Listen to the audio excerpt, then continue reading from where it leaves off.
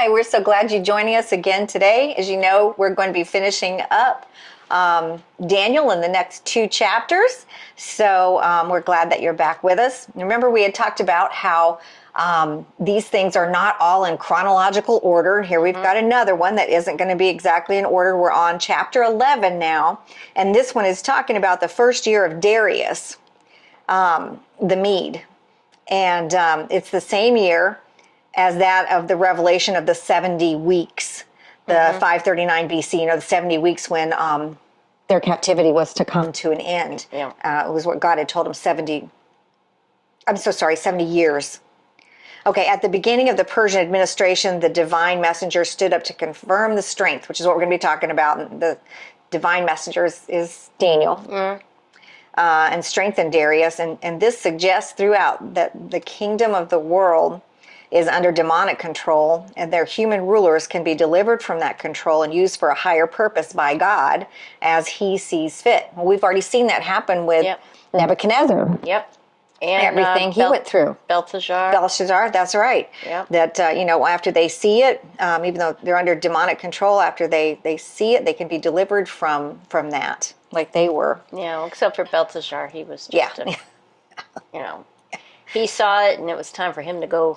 Yeah, he didn't have a lot of time there. No. But God knew his heart, knew that wasn't. Yeah, because I am sure, that he saw how Daniel lived, and he knew about Nebuchadnezzar because he was like a, descendant of him. Yeah. So, I mean, you say no way too many times. After a while, God's going to say, okay. Mm-hmm. All right, so you want to start us off reading? Okay, chapter 11. And in the first year of Darius the Mede, I took my stand to support and protect him. Now then, I tell you the truth. 3 more kings will arise in Persia, and then a 4th, who will be far richer than all the others.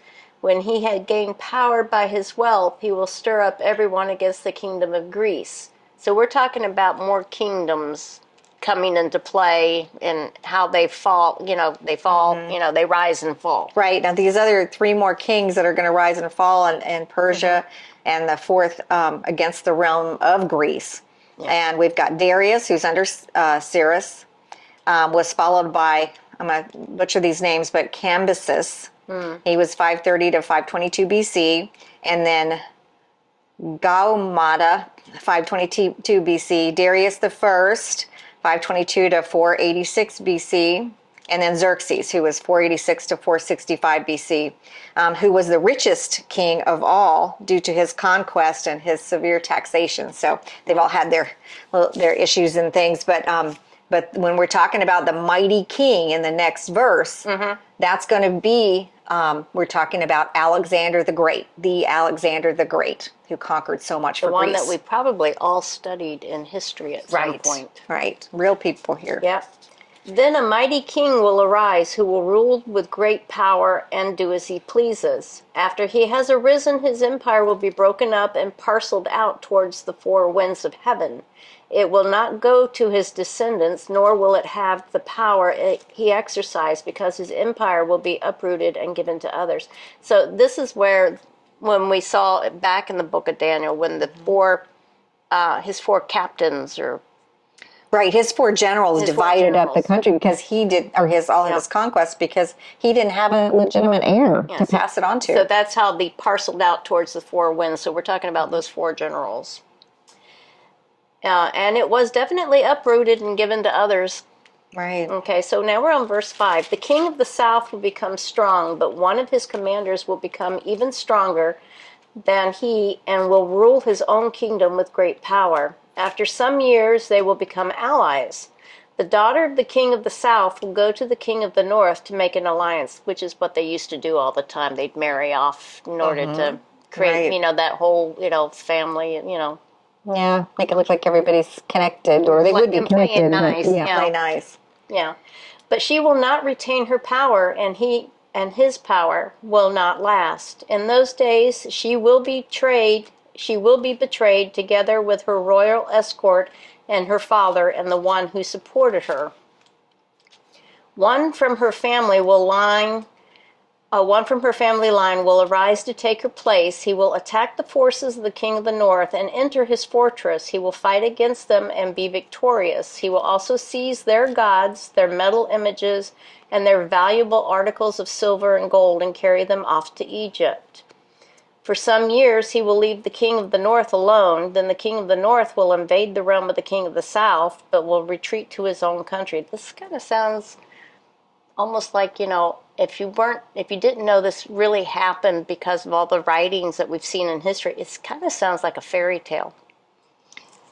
Yeah. They married the princess, she's in rule, and then all of a sudden, somebody comes along and bumps her off. And It's where they got all those great stories from. These things really happen. yep. And truth is sometimes stranger than fiction. Definitely. So- They had a lot of back and forth here. Even, when they're talking about the daughter here refers to Bernice, and she's the daughter of Ptolemy of Philadelphus of Egypt, and then later you see the branch of her roots refers to her brother in the verses 7 to 9. So it just these are real people who Yeah. this went through, that the kings and their families that the areas went through. All right, so on verse 7, so here we go. One from her family will rise to take her place. That was what you said. Her brother takes her place and will attack the forces of the king of the north and enter his fortress. He will fight against them and be victorious. He will also seize their gods, their metal images, their valuable articles of silver and gold, and carry them off to Egypt. As I read before, now that I realize that. For some years he will leave the king of the north alone, and in verse 9, the king of the north will invade the realm of the king of the south, but will retreat to his own country. His sons will prepare for war and assemble a great army which will sweep on like irresistible flood and carry the battle as far as his fortress. The king of the south will march out in a rage and fight against the king of the north, who will raise a large army, but it will be defeated. When the army is carried off, the king of the south will be filled with pride and will slaughter many thousands, yet he will not remain triumphant. For the king of the north will muster another army larger than the first, and after several years he will advance with a huge army fully equipped. So are we still talking about the brother? No, we've left Or have him we now. we've moved on to another Yeah, king? because that was in the north, Yeah. and It gets a little confusing, so you have to kind of remember who the players are here. yeah, it definitely does. Because here, when we're talking about the sons of Seleucus, Callinicus. I'm sure it was easy for them to pronounce, but since we don't, Yeah. Here we got Antiochus III the Great, and he was there from 223 to 186 BC, and he was the king. Then the king of the south, Ptolemy, defeated the king of the north, Antiochus III the Great, at Raphia. So they've been going back and forth here a little bit. Yeah. Yeah, it does sound like that. Okay, so now we're in verse 14. In those times, many will rise against the king of the south. Those who are violent among your own people will rebel in fulfillment of the vision, but without success. Then the king of the north will come and build up siege ramps and will capture a fortified city. The forces of the south will be powerless to resist. Even their best troops will not have the strength to stand. The invader will do as he pleases. No one will be able to stand against him. He will establish himself in the beautiful land and will have the power to destroy it. He will determine to come with the might of his entire kingdom and will make an alliance to the king of the south, and he will give him a daughter in marriage in order to overthrow the kingdom, but his plans will not succeed. Now that daughter that they're talking about, Antiochus III's daughter, is Cleopatra. And she was given in marriage to Ptolemy of Egypt in order to destroy or undermine Egypt. But Cleopatra sided with her husband over her father. Yeah, which, as it says here in verse 18, then he will and he will take many of them, but a commander will put. That's what it kind of sounded like, but I think I misunderstood. Then he will turn his attention to the coastlands and will take many of them, but a commander will put an end to his insolence and will turn his insolence back on him. After this, he will turn back towards the fortress of his own country, but will stumble and fall to be seen no more. So now here we go again in verse 20, and Yes, they had tax collectors way back then. His successor will send out a tax collector to maintain the royal splendor. So basically, he didn't have a whole lot of money, so he had to go out and get it from the people. Right, to continue their conquests Yeah. and all it cost money. Yep. And War is expensive. Mm-hmm. And pettiness is expensive too. yes. In a few years, however, he will be destroyed, yet not in anger or in battle. He will be succeeded by a contemptible person who has not been given the honor of royalty. He will invade the kingdom when its people feel secure, and he will seize it through intrigue.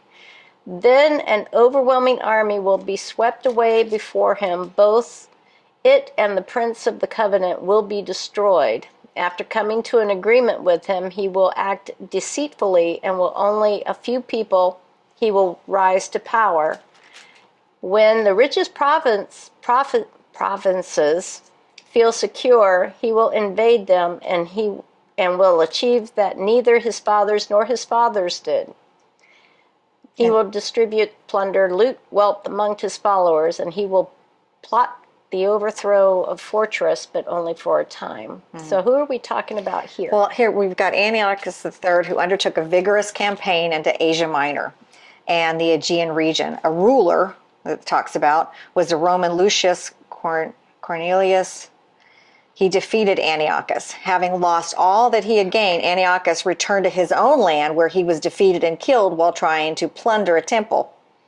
And then to rise in his place was Seleucus, and Antiochus' son took his father's place. The glorious kingdom always refers to Israel, or when they're talking about that. Within a few days, Antiochus had ruled for 37 years, and Seleucus had ruled for only 11 years.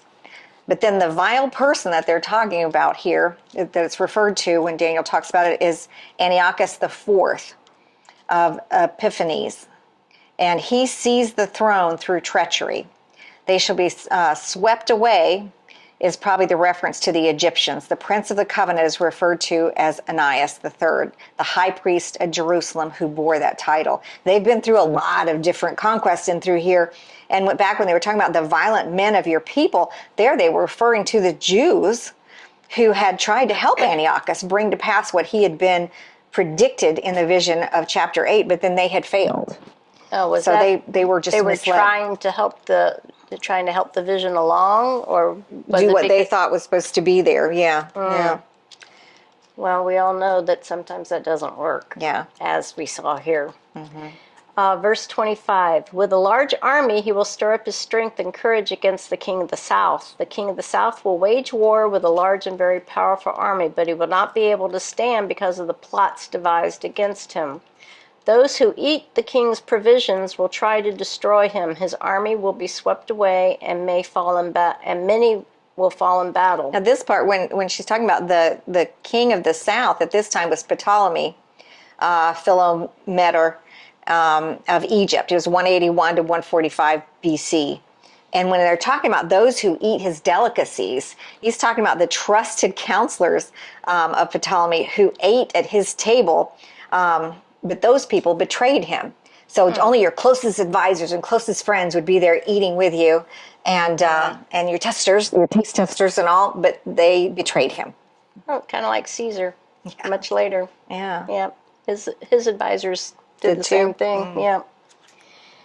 Where are we now? I lost my place. You just finished 26, I think. Those who eat. Oh, yep. 27. The two kings with their hearts bent on evil will sit at the same table and lie to each other, but to no avail, because an end will come at the appointed time. The king of the north will return to his own country with great wealth, but his heart will be set against the holy covenant. He will take action against it and then return to his own country. Verse 29, at the appointed time he will invade the south again, but this time the outcome will be different from what it was before. Ships of the western coastlands will oppose them, and he will lose heart. He will turn back and vent his fury against the holy covenant. He will return and show favor to those who forsake the holy covenant. 31. His armed forces will rise up to desecrate the temple fortress and will abolish the daily sacrifice. Then they will set up an abomination that causes desolation with flattery. He will corrupt those who have violated the covenant, but the people who know their God will firmly resist him. Now, on this, those who forsake the Holy Covenant, back in verse 30, was referring to the apostate Jews that I was talking about, who cooperated with Antiochus instead of sticking where they were to be. And the way this sanctuary was defiled was because they had, Antiochus polluted the altar by offering a sow, a pig on it. And of course, the Jewish people could not eat pig, did not eat pig. And so he desecrated their daily sacrifices and other of their ceremonies. And he committed abomination of desolation by erecting an image of Zeus in their most holy place. So they even put a false god in there. And Jesus had said similar thing would happen just prior to his return. So it's one of the things that Jesus had said would be happening, before he does come back. So, all right, verse 33. Those who will rise will instruct many, though for a time they will fall by the sword or be burned or captured or plundered. When they fall, they will receive a little help, and many who are not sincere will join them. Some of the wise will stumble so that they may be refined, purified, and made spotless until the time of the end, for it will still come at the appointed time. Verse 36, the king will do as he pleases. He will exalt and magnify himself above every god and will say unheard of things against the God of gods. He will be successful until the time of wrath is completed, for what has been determined must take place. He will show no regard for the gods of his ancestors or for the one desired by women, nor will he regard any god, but will exalt himself above all. here when they're talking about when it talks about the desire of women, it's usually taken to be either as a desire for every Jewish woman to be the mother of the Messiah. That was what their desire was there, and they cast aside the God of his fathers and worship their ancestors. When they're talking about that's where they are in verse 37. What was that part there? 37, he shall regard neither the God of his fathers nor the desire of women, nor regard any God, for he shall exalt himself above them all. So, yeah. In 38, instead of them, he will honor a God of fortresses, a God unknown to his ancestors. He will honor with gold and silver, with precious stones and costly gifts. He will attack the mightiest fortresses with the help of a foreign god and will greatly honor those who acknowledge him. He will make them rulers over many people and will distribute the land at a price. So I'm kind of curious though. He will attack the mightiest fortresses with the help of a foreign god. So what does that kind of allude to? well, Because, when it's talking about the foreign god here, it talks about a God of which the fathers did not know. And it's actually, what I can understand from it, it's referencing like a self-worship. A God that they didn't know of. So it's kind of like when you would go into some of their temples, they didn't want to leave anybody out. So they had, the temple for Zeus, they had whatever, and then there was always an empty thing that said the unknown God. Yeah. So maybe that's what that talks about. And he's going to distribute the land at a price. So he's just going to tear the place apart. Right. Yeah. Verse 40, at the time of the end, the king of the south will engage him in battle, and the king of the north will storm out against him with chariots and cavalry and a great fleet of ships. He will invade many countries and sweep through them like a flood. He will also invade the beautiful land. Many countries will fall, but Edom, Moab, and the leaders of Ammon will be delivered from his hands. He will extend his power over many countries. Egypt will not escape. He will gain control of the treasures of gold and silver and all the riches of Egypt, with the Libyans, the Cushites, in submission. But reports from the east and the north will alarm him, and he will set out in a great rage to destroy and annihilate many. He will pitch his royal tents between the seas at the beautiful holy mountain, yet he will come back to his end, and no one will help him. So who are we talking about here now? Here on the backdrop of this verse is the remainder of the chapter is the covenant the king will make with Israel. The time of the end, when it talks about that, is referring to the period of time just before the return of Christ. All right, so we're talking closer towards, we're talking far in the future then. Right. Well, remember, a lot of this stuff would happen for like even up to 600 years or so.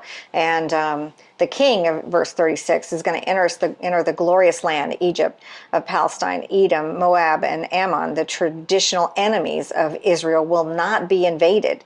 The king will then conquer Egypt, Libya, and Ethiopia.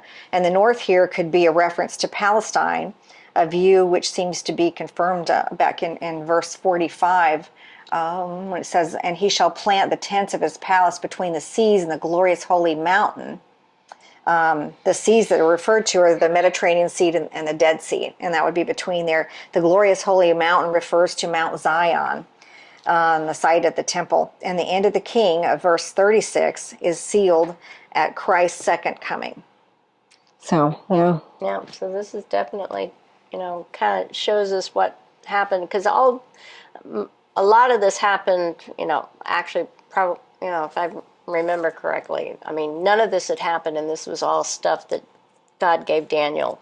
Right. None of this had really happened except what had happened in Nebuchadnezzar, which we thought was going to fall. So this was that all turned that statue. Daniel. But the rest of this, and it has since come true. Mm-hmm. And like I said, we can see it in a lot of the ancient writings. There's, you can go to museums and see, a lot of these kings actually referenced. Right. And a lot of the secular historians, they mentioned all of these, and it just helps to solidify that we're not in control. God really is. Yeah. He knew all this was going to be happening, and here it has. Yeah. And so told now, Daniel so long ago. Yeah. So now that we've got like the precursor at the end of this chapter 12 is going to talk about the real end times. Right. So be sure and join us next as we do chapter 12. Thank you for being with us today.